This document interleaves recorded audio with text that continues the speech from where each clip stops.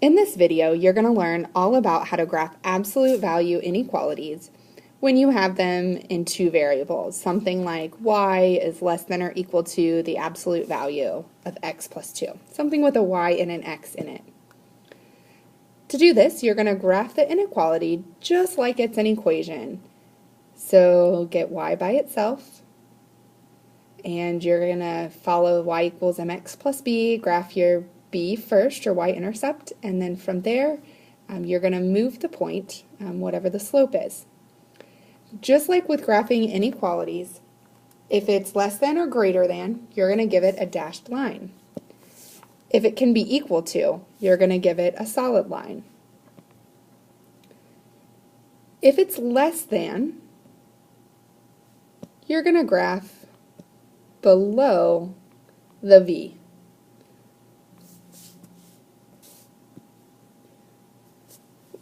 Once you've shaded, you want to try a point on each side of the v to make sure that you shaded the correct side, the side that actually is where all of the solutions lie. I always like to try 0, 0 if it's not on the line, because usually computing with 0 is pretty easy. So make these points easy for you to check. If it's greater than, it's just the opposite. You're going to shade above the v. You're going to test a point to make sure that you've shaded the correct side. So let's go ahead and do an example.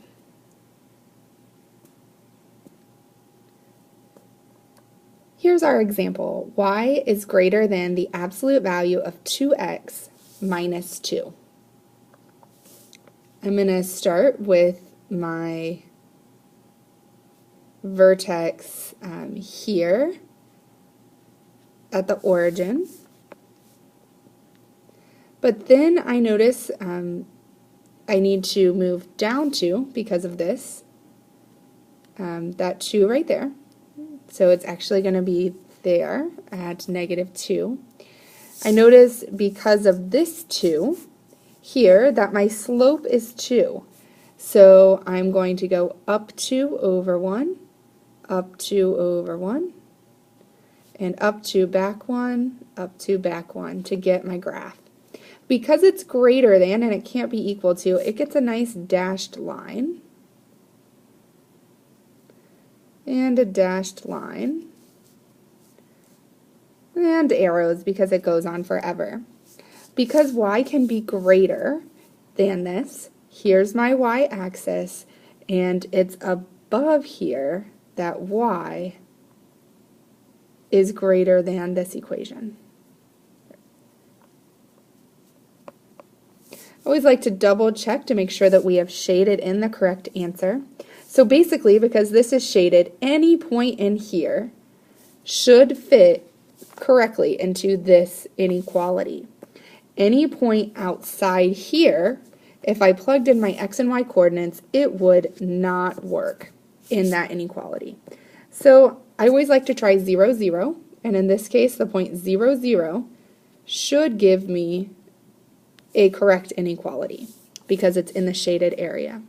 So if y is 0, we're going to see, is that really greater than 2 times x, and in this case x is 0, minus 2. This will give me 0 minus 2, which gives me -2. And is it true that 0 is greater than -2? It is. So 0, 0 works. And just to make sure, I always like to try another point also. I'll go ahead and try easy numbers here. How about the point 2, 0? It's outside, but barely. So we'll try the point 2, 0. Here, y is 0. Is that greater than 2 times x, x is 2, minus 2? 2 times 2 is 4. The absolute value of 4 is 4. 4 minus 2 is 2. Is 0 greater than 2? No. 0 is less than 2. We did not want this point to work, so it looks like we have shaded correctly. So when you go to graph these inequalities, you're going to just go ahead and graph the absolute value equation, give it a solid or dashed line, depending on if it can be equal to or not, and then you're going to shade above or below. You're going to check out some points inside and some points outside. Make sure they work and don't work, whichever one, and then you are good to say you're done with that problem and move on to the next one. Here's a problem for you to try on your own.